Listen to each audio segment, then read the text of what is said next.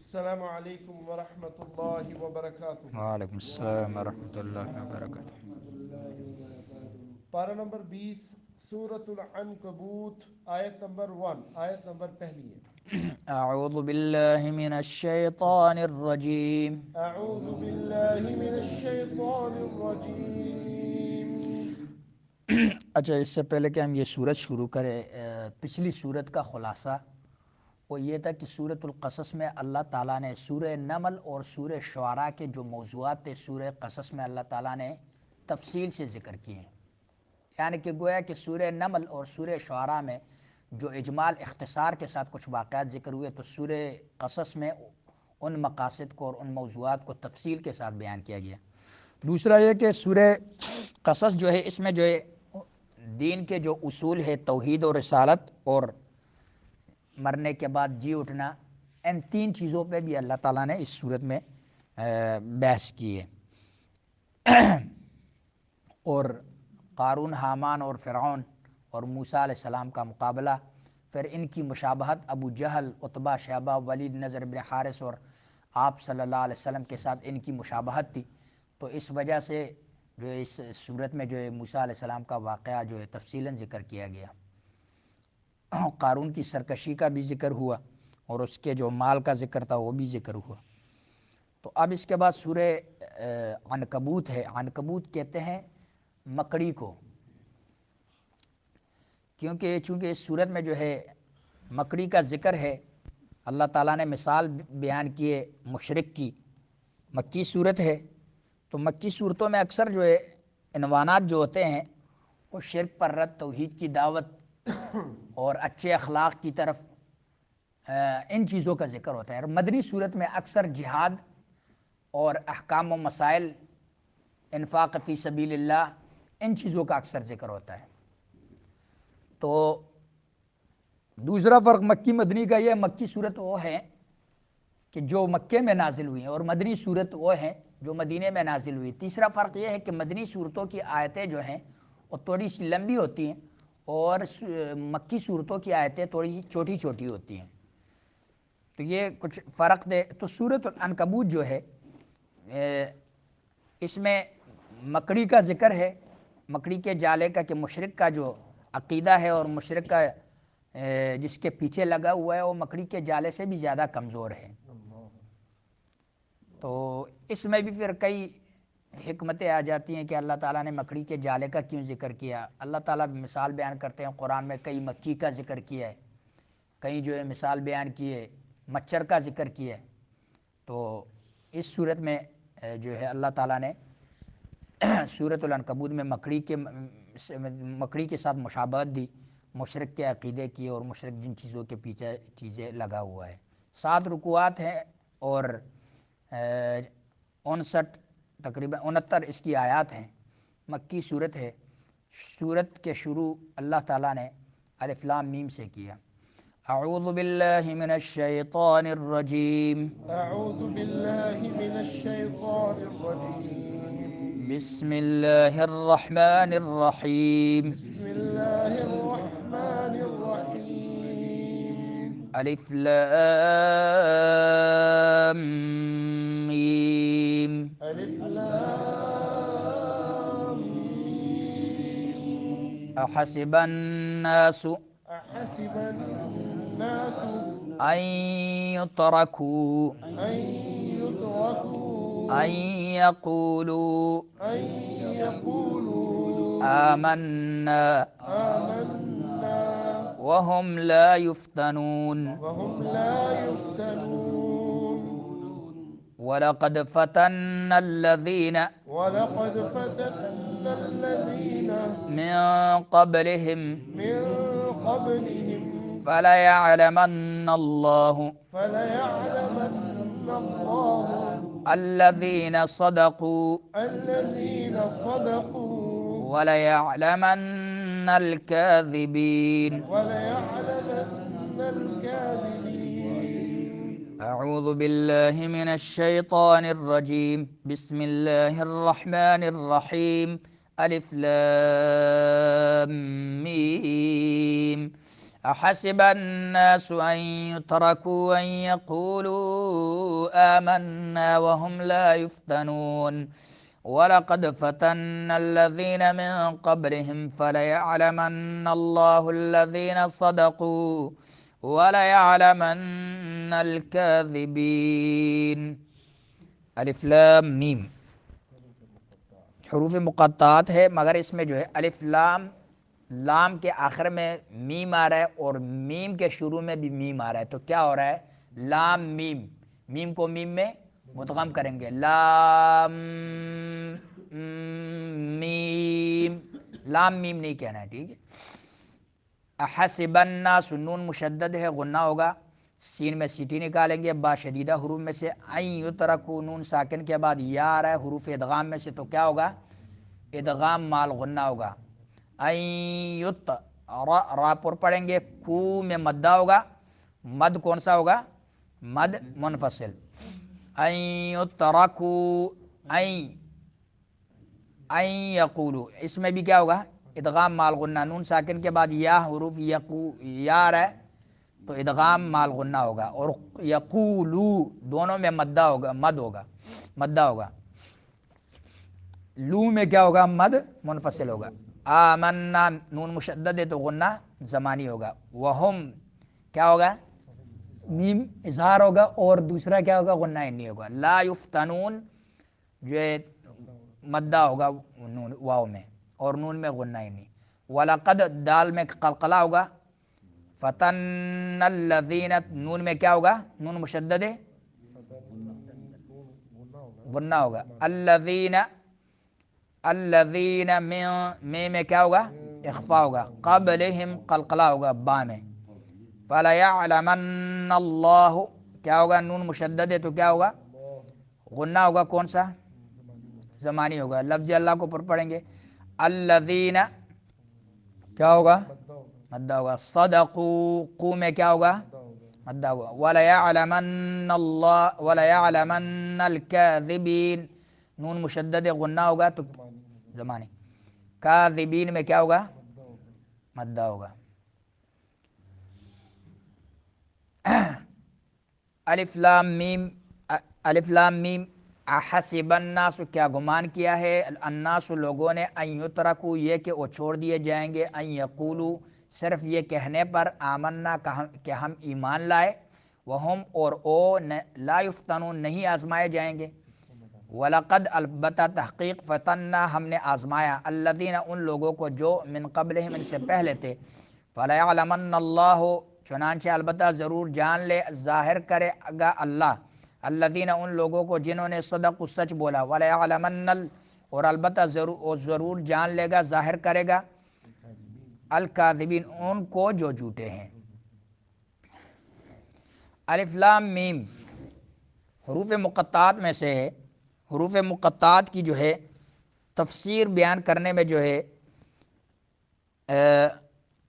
عبداللہ بن مسعود اور ابی بن کعب، اسی طرح تابعین کے بھی اقوال ہیں، لیکن زمخشری اور ابن تیمیہ اور حسن بصری کا اس میں سب سے زیادہ قول نزدیک نظر آتا ہے، کیونکہ باقی جتنے بھی اقوال ہیں ان کی کوئی سند نہیں ملتی، تو ان کا یہ قول کہ جو الف لام میم جو ہے اللہ کے سر میں سے ہے، راز میں سے ہے، اسی لیے یہودیوں نے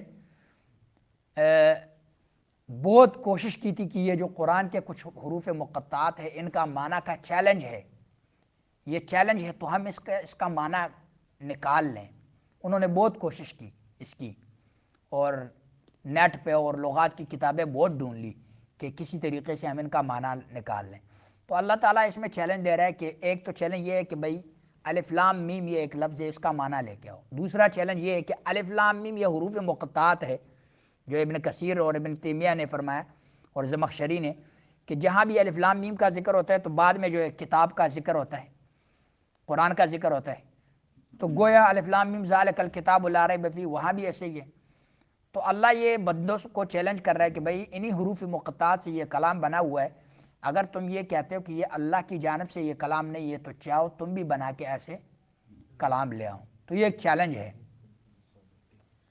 اب یہ چیلنج کا پتہ کہاں سے چلتا ہے کہ جہاں بھی الف لام میم کا ذکر ہو تو ساتھ ہی قرآن کا اللہ تعالیٰ ذکر کرتے ہیں، کتاب کا ذکر کرتے ہیں۔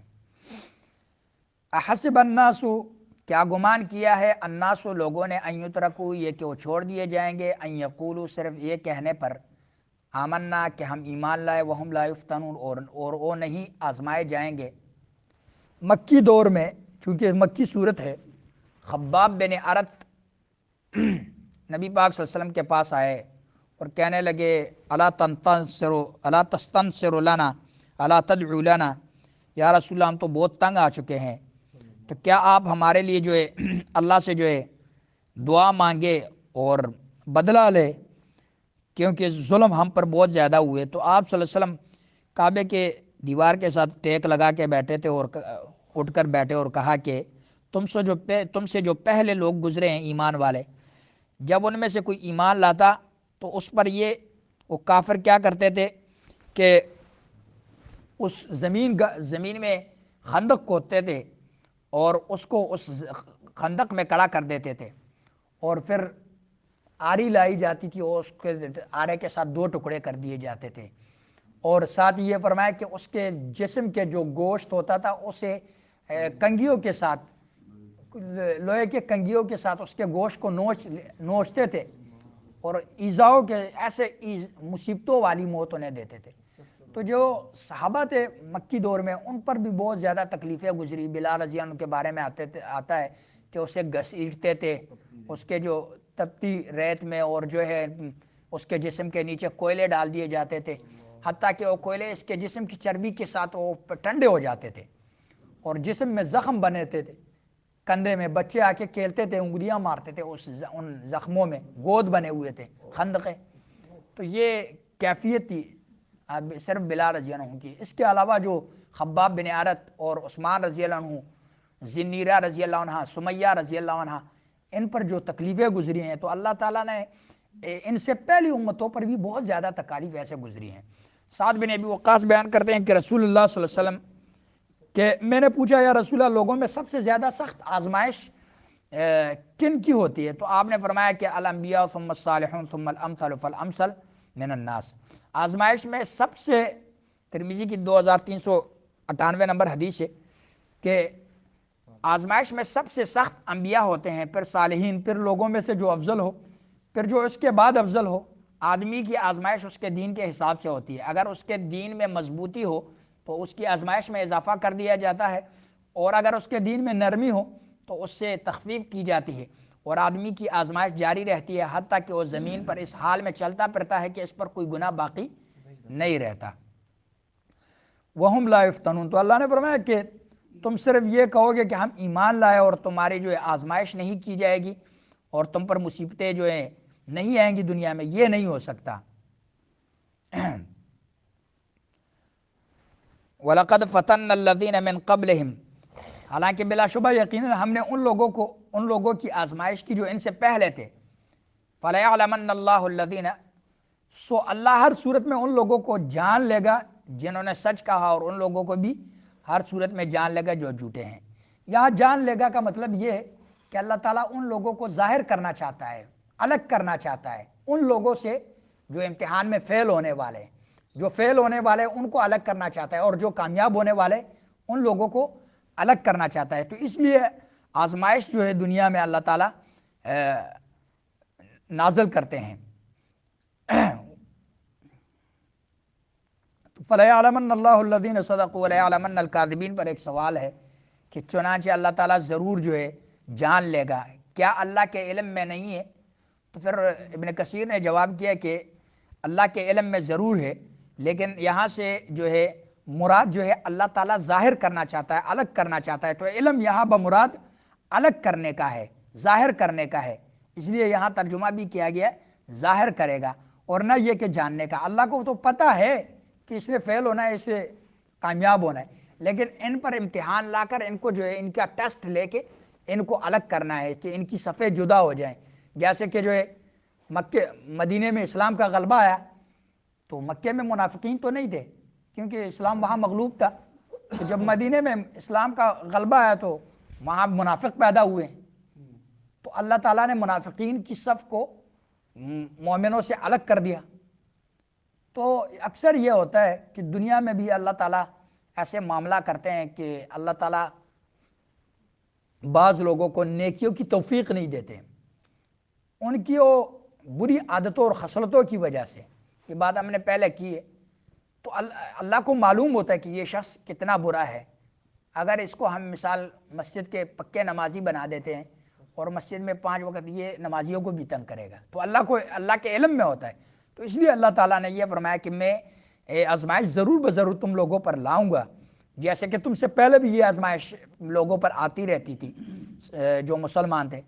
اور سورۃ البروج میں واقعہ مفسرین نے ذکر کیا ہے، وہ آپ کے علم میں ہوگا، مسلم میں بھی ہے کہ ان الذین فتنوا المؤمنین والمؤمنات، بے شک جن لوگوں نے آزمائش میں ڈالا، عذاب میں ڈالا مؤمن مرد اور مؤمن عورتوں کو، پھر اس سے توبہ نہیں نکالا، ثم لم یتوبوا، تو ان کے لیے فلہم عذاب جہنم، ان کے لیے جہنم کا عذاب ہے، اور ولہم عذاب الحریق، اور جلانے والا عذاب ہے۔